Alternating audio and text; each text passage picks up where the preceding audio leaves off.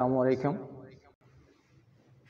आज हमारा जो सब्जेक्ट है वो क्वांटिटी सर्वे है और हमारा टॉपिक है एस्टिमेटिंग एंड कास्टिंग।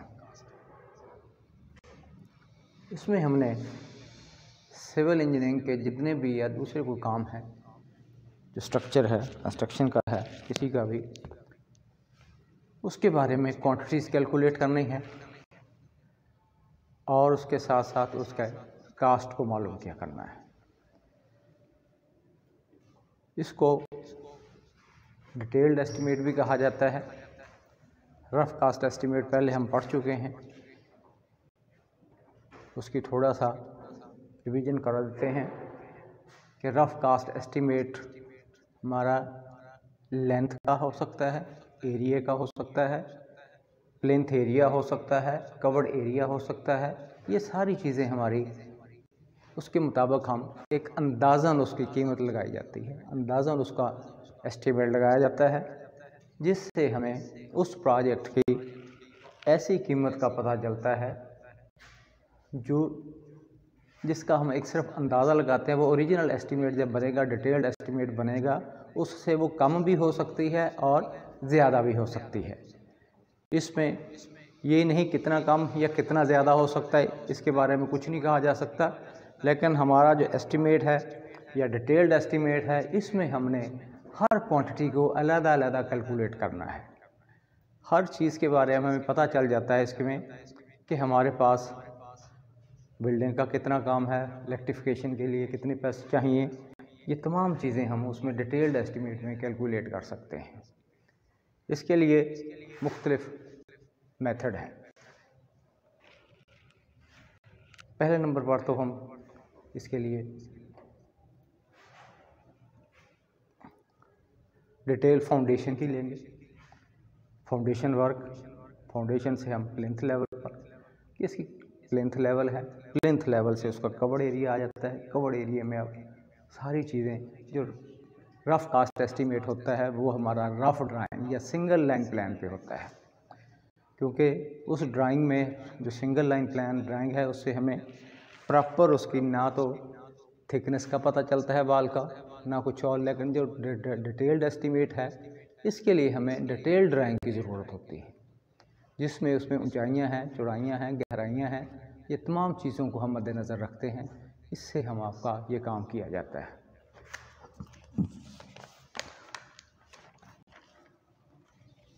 एस्टिमेट पढ़ने से पहले, सीखने से पहले इसकी कुछ टर्म्स हैं, टेक्निकल टर्म जिसको कहा जाता है, वो आपको पता होना चाहिए कि वो कैसे, उससे हमने कैसे काम करना है।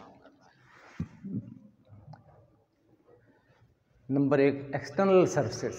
ये क्या चीज़ है? एक्सटर्नल सर्विसेज वो आइटम है, वो काम है जिसमें हमने जब प्रोजेक्ट बना लिया जाता है, हमें गैस की फिटिंग का, पानी की फिटिंग का, सीवरेज का, इसके बारे में कुछ नहीं पता होता। वो हम सारा काम इसी में रखा जाता है और इसके साथ साथ उसमें कहीं कटिंग हो सकती है, मिट्टी की फिलिंग हो सकती है, और उस प्रोजेक्ट तक पहुंचने के लिए रास्ता है, सड़क है, सीवरेज की लाइन है, वाटर सप्लाई की लाइनें हैं मेन, ये भी इसी में आ जाता है। एक्सटर्नल सर्विसेज आ जाती है हमारे पास। इसके बाद दूसरा हमारे पास है प्लिंथ एरिया। प्लिंथ एरिया हम कहा किसको कहते हैं? जहाँ पर हमारे पास फाउंडेशन में एक लेवल आते हैं जो जिस जगह पर हमने डीपीसी डालनी है। इसके लिए थोड़ा सा आपको बताते जाते हैं।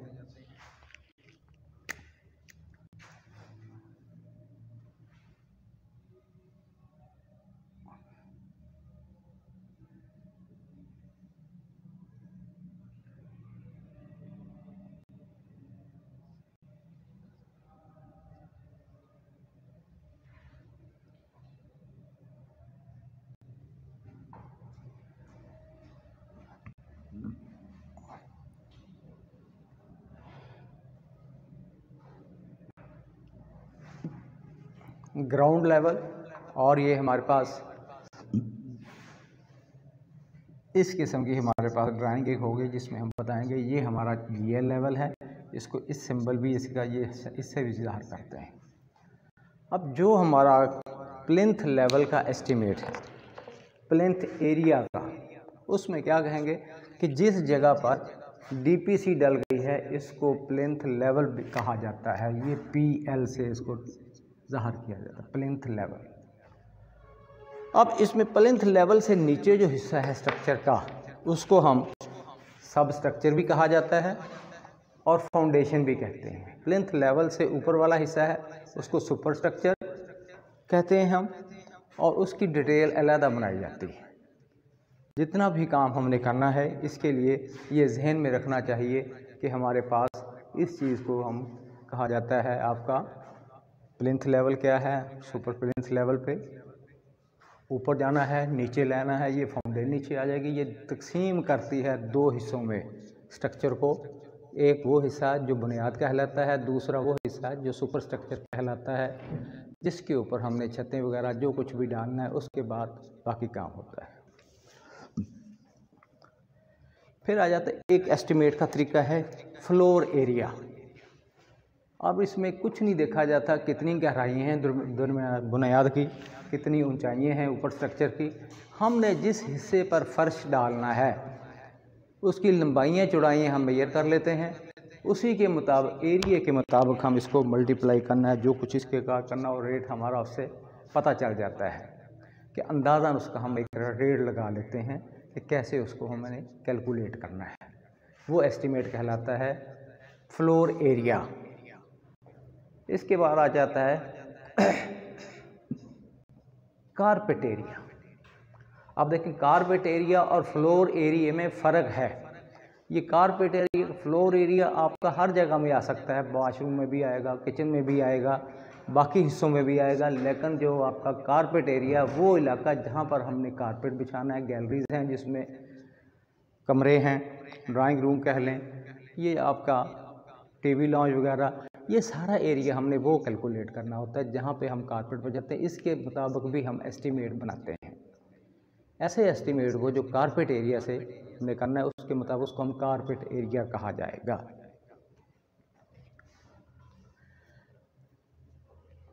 उसके बाद है हमारे कुछ मार्केट रेट्स के बारे में। मार्केट रेट क्या है? ये जिस से चीज़ें से हमें मार्केट से कुछ मटेरियल हमें मिलते हैं, मार्केट रेट, वो हमारा मार्केट रेट एस्टीमेट कहलाएगा, जिसमें ईंटें हैं, सीमेंट है, बजरी है, सरिया है, जो हमारे मटेरियल्स हैं उसके मुताबिक जो हम मार्केट रेट के मुताबिक उस मटेरियल का, उस स्ट्रक्चर का अंदाज़ा लगाते हैं, एस्टीमेट बनाते हैं, वो मार्केट रेट कहलाता है, जिससे मार्केट होगा। एक होता है शेड्यूल रेट। शेड्यूल रेट क्या है? ये कि government of Punjab, government of Pakistan ने एक ऐसा बुक बनाई हुई है, एक ऐसा शेड्यूल बनाया हुआ है, एक ऐसा प्रिंटेड किताब की शक्ल में है जिसमें हर आइटम के बारे में, कोई आइटम ऐसी नहीं होगी जो उसमें शामिल नहीं है। स्ट्रक्चर के बारे में उसमें हर आइटम का रेट अलग-अलग दिया गया है, अलग-अलग लिखा गया है। उसके मेजरिंग यूनिट और हो सकते हैं लेकिन रेट उसका हर चीज़ का दिया जाता है। ऐसे रेट्स को शेड्यूल ऑफ रेट कहा जाता है। और बाज़ औक़ात कुछ ऐसी चीज़ें आ जाती हैं जो शेड्यूल ऑफ रेट में हमारे नहीं हैं, उनको हम कैसे करते हैं? उसके लिए हम वो नॉन शेड्यूल आइटम कहलाते हैं। नॉन शेड्यूल वो आइटम्स हैं जो शेड्यूल में नहीं हैं, ना उसका शेड्यूल में कोई जिक्र है। तो ऐसी चीज़ों के लिए हम उसके लिए फिर रेट एनालिसिस एक बनाया जाता है। उसके मटेरियल का स्टेटमेंट है, मटेरियल के स्टेटमेंट की हम मार्केट से रेट लेते हैं, उसके मुताबिक उसमें फिर कंट्रैक्टर 10% प्रॉफिट जमा किया जाता है, प्लस उसमें लेबर है, प्लस उसमें कैरेज है, और ये तमाम चीज़ें शामिल करने के बाद फिर हम वो रेट बनाते हैं। उसे कहा जाता है नॉन शेड्यूल आइटम।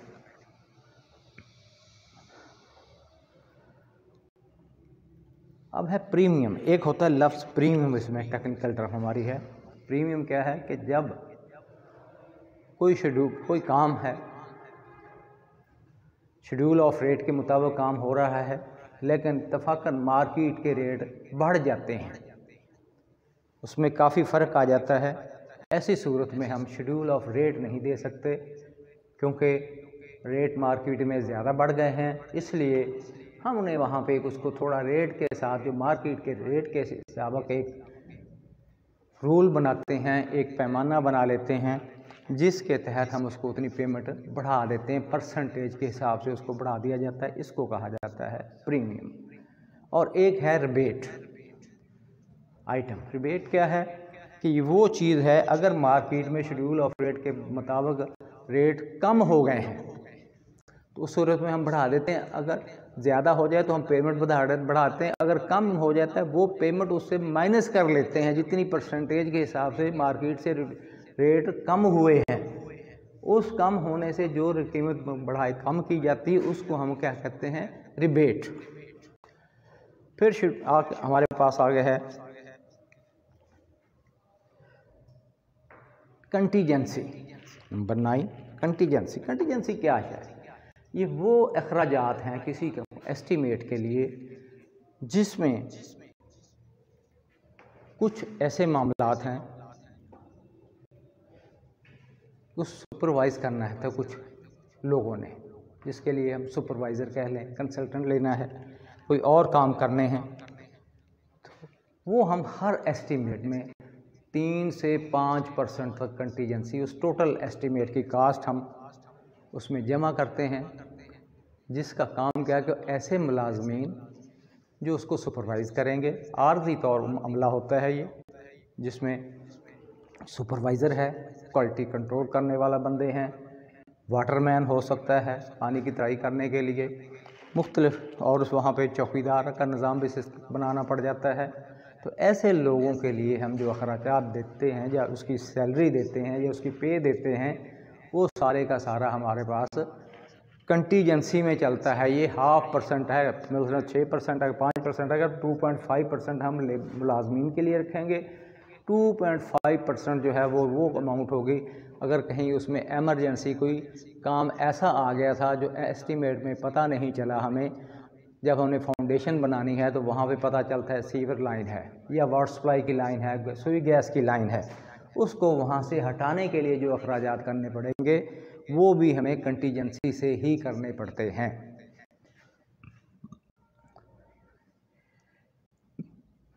इसके बाद आ जाता है पेटी वर्क। पेटी वर्क क्या है?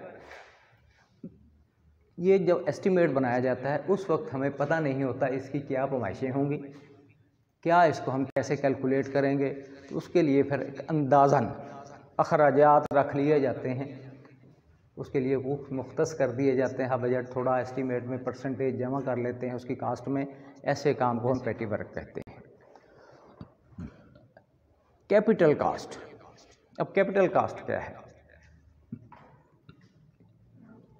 तो ये वो कीमत है जिसमें कंटीजेंसी है, फलां है, ज़मीन की कास्ट है, और इसके अलावा बिजली के काम हैं, बाकी कोई रोड वगैरह रास्ता बनना था, सीवरेज का बनना था काम, कटिंग है, फिलिंग है, कहीं भराई है मट्टी की, कोई और काम है, तो वो सारे की कास्ट को हम जब लगा देते हैं वो कैपिटल कास्ट कहलाता है।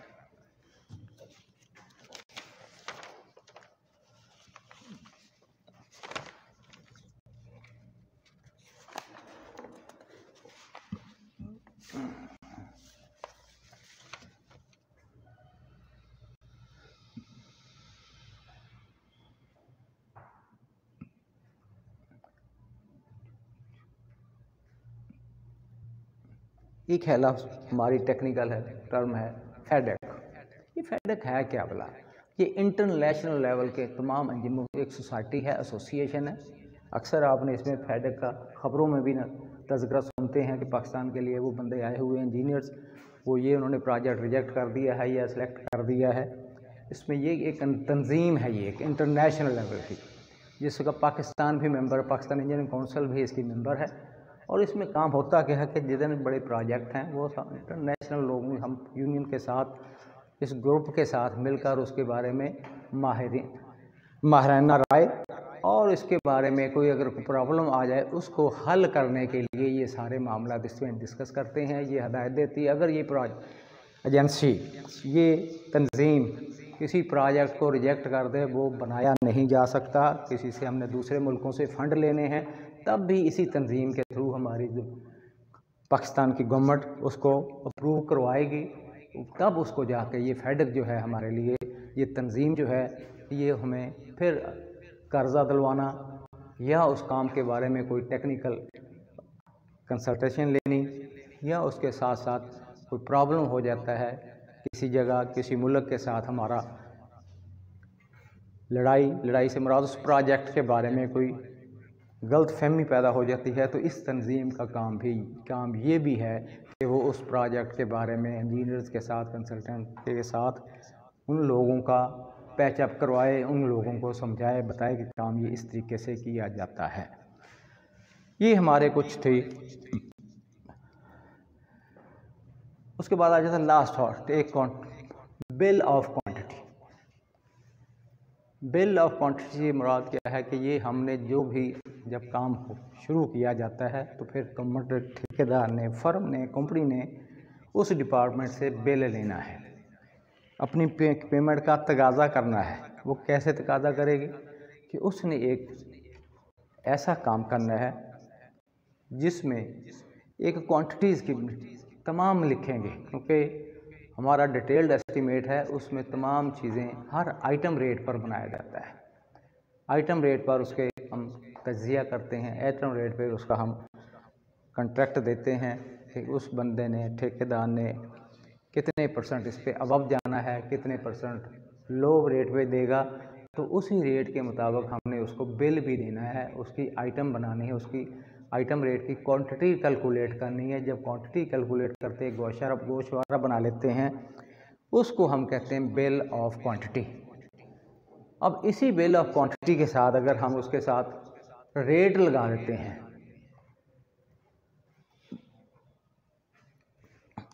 उसके साथ मल्टीप्लाई कर देते हैं रेट को, या रेट उसका लगाकर उसकी कीमत मालूम कर देते हैं, तो ये बन जाता है एब्स्ट्रैक्ट ऑफ कास्ट।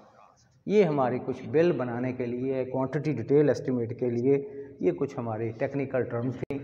अब आपको इसकी थोड़ी सी एक एग्जांपल बताई जाती है कि कैसे हमने क्वांटिटी कैसे कैलकुलेट करनी है, क्या है तरीक़ाकार हमारा, क्या है इसके लिए। मसलन यही एक ले लेते हैं हम,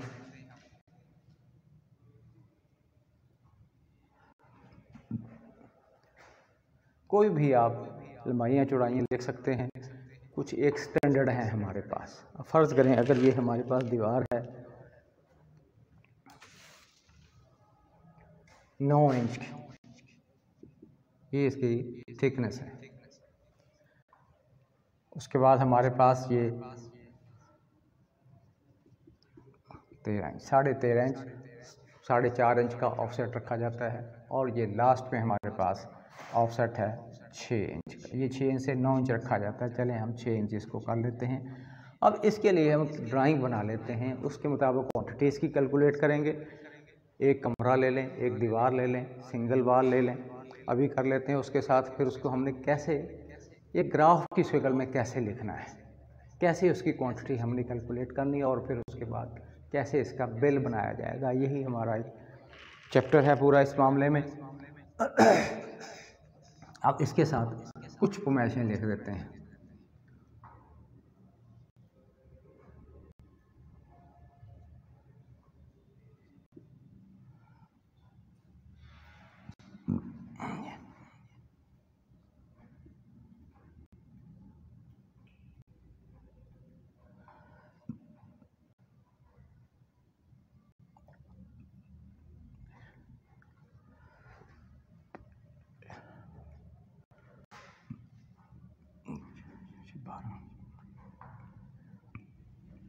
चलें इसको हम कर लेते हैं। ये हमारे पास आ गए 6, 12, 6, 18, 19, चलें ये 20 इंच कर लेते हैं। 20 इंच, ये इतने इंच, ये हमारे पास एक सेक्शन है, क्रॉस सेक्शन इसको कहा जाता है।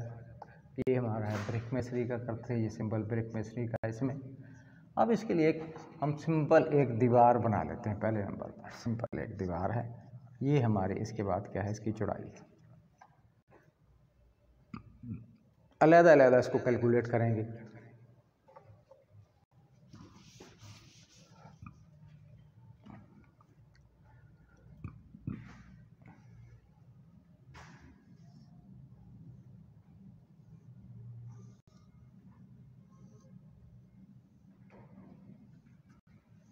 इनके इसकी कैलकुलेशन के मुख्तलिफ तरीके हैं। एक तो है कि आप एक्सटर्नल इसकी पैमाइशें ले लें, दूसरा है इंटरनल पैमाइशें ले लें, तीसरा है सेंटर लाइन का तरीका। सेंटर लाइन से क्या है कि आपने यहाँ से पैमाइश ले लेनी। फर्ज करें ये हमारी लंबाई है 12 फुट है और ये इसकी चौड़ाई है इसकी 10 फुट कर लेते हैं। एक तरीकाकार तो है सेंटर लाइन का पैमाइश करना, दूसरा तरीकाकार है लॉन्ग वाल शॉर्ट वाल का। अगर ऐसे ही हम कर लेते हैं, फ़र्ज़ करें इसको हम कहते हैं ये लॉन्ग वाल कर ली है, ये लॉन्ग वाल है और ये लॉन्ग वाल है। अगर पैमाइशें अंदरूनी सिमत में लिखी गई होंगी तब ये आपकी अंदरूनी पैमाइश लेंगे, यहाँ से पैमाइश लेंगे, और अगर ये बैरूनी साइड पे है तो आपका ये बैरूनी सिमत हमारी यहाँ से स्टार्ट होगी। ये इससे आपने देख लेना, समझ लेना कि कहाँ पे पैमाइश किस हिस्से पे लिखी गई है, उसी से हमने कैलकुलेशन करनी है। अब हमारे पास ये है लॉन्ग वाल, ये हमारे पास है इस हिस्से में शॉर्ट वाल। इसको कैसे लिखेंगे हम, पैमाइशें कैसे कैलकुलेट करेंगे? ग्राफ बनाया जाता है जिसको कहते हैं एब्स्ट्रैक्ट ऑफ क्वांटिटी। ये एक टेबल है, वो भी आपको अभी इसमें बना देते हैं भाई। ये इस किस्म का एक फॉर्मा होता है, मेजरमेंट बुक जिसको कहा जाता है, ये उसी में सारा काम होता है। जब भी कोई बिल बनना है गवर्नमेंट ऑफ पाकिस्तान या गवर्नमेंट ऑफ पंजाब या बैंक ऑफ प्रोविंस का, तो उसके लिए जो मेजरमेंट करनी है वो आपने हमेशा मेजरमेंट बुक पर लिखेंगे, उसी पर बिल बनेगा, उसी के मुताबिक पेमेंट होगी। और मेजरमेंट बुक है क्या, वो भी आपको बताते हैं थोड़ा सा कि इतनी अहमियत है उस बुक की कि वो उसकी फ़ोटो कापी अलाउ नहीं है कानूनन।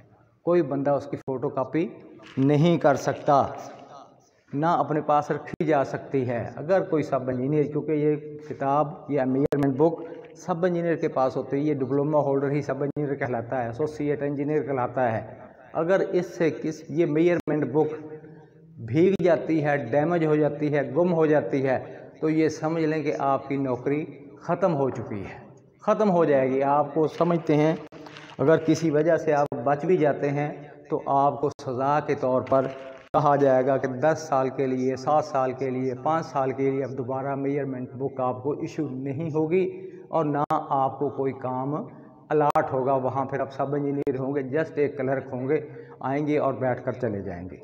80% चांसेस होते हैं कि आपकी सर्विसेज गवर्नमेंट ख़त्म कर देती है आपको। ये इसकी एहतियाती तदाबीर है और इसी से पता चलता है कि कहाँ पे करप्शन हुई है, कहाँ नहीं हुई। वही ड्राइंग, वही मेजरमेंट बुक।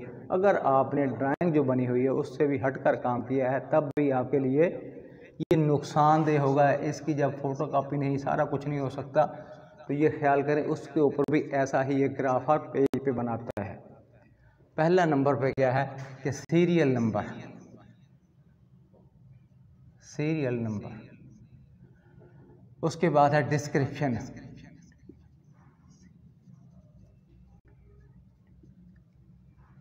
डिस्क्रिप्शन इसमें क्या होगा कि इसमें आपने नॉमेनक्लेचर जो आइटम है उसके बारे में लिखेंगे, जिसका आप एस्टिमेट, इसका आप बिल बना रहे हैं या मेजरमेंट आपने की है।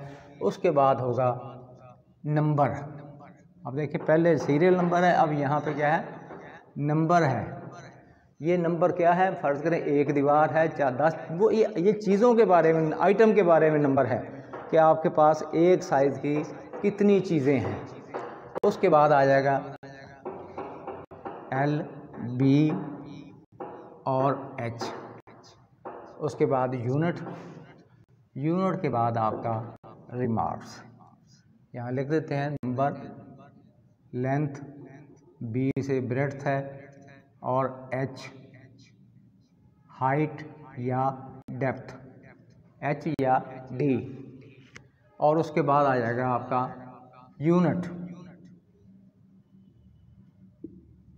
यूनिट से मुराद कि वो उसका यूनिट, मेजरिंग यूनिट क्या आएगा, जो वॉल्यूम होगा, एरिया है या उसका रनिंग फुट है, RFT आएगा।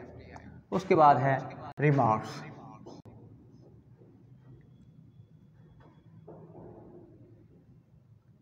रिमार्क्स।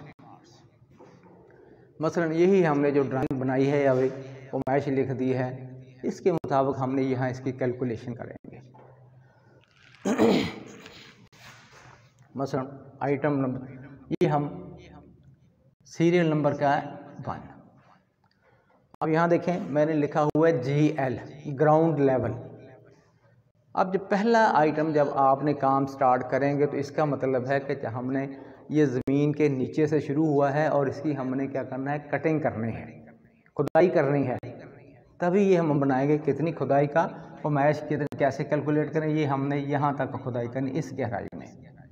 ये 6 इंच है और ये भी PCC हमने ये भी हमने 6 इंच डाल दी है, तो इसका मतलब ये कितनी होगी, 12 इंच या 1 फुट हो जाएगी। इसका मतलब है अब हमारे पास दीवार, कितनी ही दीवारें हैं, ये लॉन्ग वॉल है, ये शॉर्ट वॉल है, 2 लॉन्ग वॉल हैं। पहले नंबर अभी दीवारों के अलावा हमने खुदाई करनी है। कितनी है खुदाई हमारे पास होगी, चौड़ाई हमारे पास आ गई है 20 इंच है। लॉन्ग वॉल यहाँ लिखेंगे, लॉन्ग वॉल ये कितनी बढ़ जाएगी, 6 इंच ये है, 4.5, 6 और 10, 10.5 इंच हमारे पास बन जाएगी, 10 सही 1/2 इंच बन जाएगी।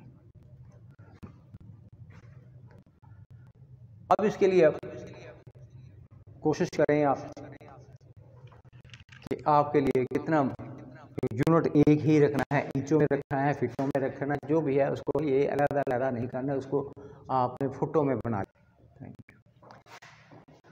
ये जो हमने क्वांटिटी कैलकुलेट की है, ये एक कमरे का 10x12 का है हमारे पास साइज। लॉन्ग वॉल हमने दे दी है और उसके साथ साथ ये शॉर्ट वॉल हमारी आ गई है। नंबर 2 एक वॉल, नंबर ये दूसरा नंबर है,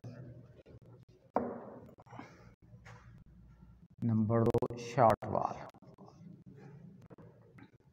अब शॉर्ट वॉल में 2 दीवारें हैं, साइज ये है, इसकी लेंथ ये है, ब्रेड्थ ये आ गई है और उसके साथ साथ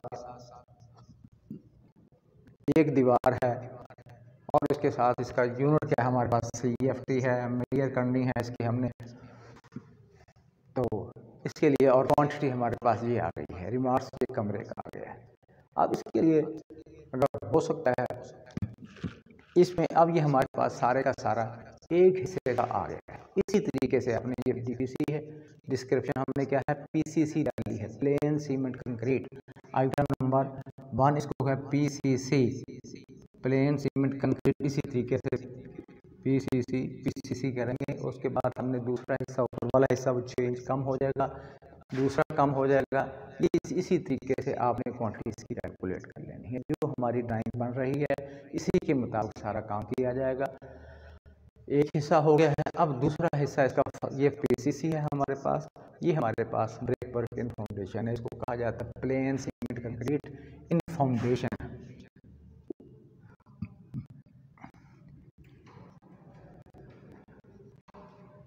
इन फाउंडेशन, ये भी PCC इन फाउंडेशन। उसके बाद दूसरा हिस्सा हमारे पास, दूसरी आइटम कहलाएगी, सीरियल नंबर 1 है, ये लॉन्ग नंबर। उसके बाद हमारे पास आ जाएगा आइटम नंबर 2। अब ये हिस्सा तो हमने का कैलकुलेट कर लिया है, ये सारे का सारा। अब हमारे पास सिर्फ रह जाती है जगह दूसरा हिस्सा। अब इसके लिए ये 6 इंच ये है हमारे पास और 6 ही इंच ये है। इसको इकट्ठा भी किया जा सकता था 1 फुट का और 13.5 इंच। ये दूसरी आइटम है हमारे पास कंस्ट्रक्शन की, प्लेन सीमेंट कंक्रीट हमने डाल दी है। उसके बाद फर्स्ट स्टेप हमारे पास है ब्रिक मेसनरी का। First step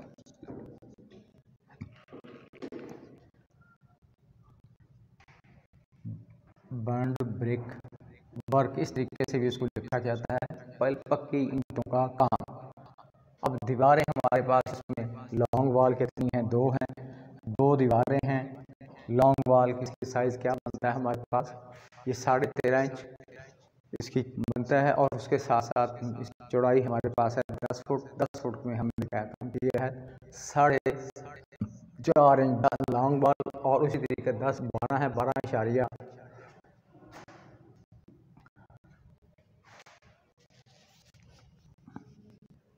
4.5 inch 12.375 foot. और दूसरी बाल भी इसकी है हमारे पास 13.5 इंच 1.125। दीवारें कितनी हैं ये D1।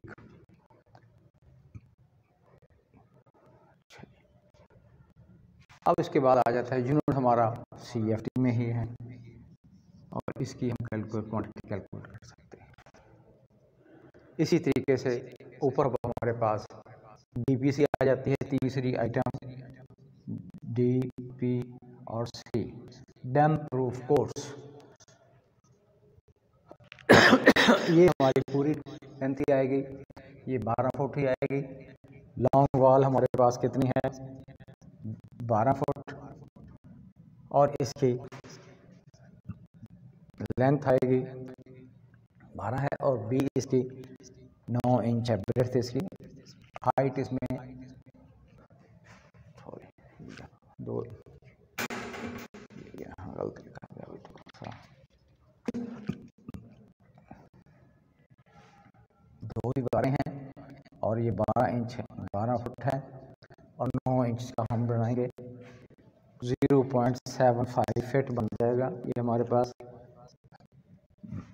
0.75, और इसकी हाइट नहीं ली जाती, एरिया इसका है, और इसका यूनिट कहलाएगा SFT। जो भी आप कैलकुलेशन करेंगे SFT स्क्वायर फुट। अगर मीटर में है तो मीटर स्क्वायर, फुटों में है तो फुट स्क्वायर भी कह सकते हैं इसको, SFT से हम लिखते हैं। उसके बाद आ जाता है हमारे पास ये इस तरीके से शॉर्ट वॉल, लॉन्ग वॉल और शॉर्ट वॉल। शॉर्ट वॉल क्या है 2 शॉर्ट वॉल्स हैं, और 10 फुट इसकी है लंबाई, और इसकी ब्रेड्थ है हमारे पास 9 इंच 0.75, और इसका यूनिट है SFT, और क्वांटिटी यहाँ आ जाएगी आपकी, इसको कैलकुलेट किया जा सकता है। ये हमारा एक एस्टिमेट का तरीका है। अब इसमें अगर हम रेट लगाना चाहते हैं तो फिर ये बिल ऑफ क्वांटिटी की बजाय सारे का सारा बिल ऑफ क्वांटिटी बन गया है। इसी से अगर जब हम इसका रेट लगा देंगे, ये हमारा एब्स्ट्रैक्ट ऑफ कास्ट बन जाएगा। वो भी यही तरीका कार है इसका बनाने का, कि इसी तरीके से ये कॉलम बना हुआ होगा। ये पेज सारा प्रिंट होता है मेजरमेंट पर, ये सारा चीज़ें एक ही लिखा होगा, लेकिन सिर्फ पहले आपने लिखा एब्स्ट्रैक्ट ऑफ क्वांटिटी लिखते हैं, और उसके बाद दूसरा लिख देते हैं एब्स्ट्रैक्ट ऑफ कास्ट। ये यही तरीका कार है इसका, और ये आपका टॉपिक ख़त्म हो चुका है। Thank you.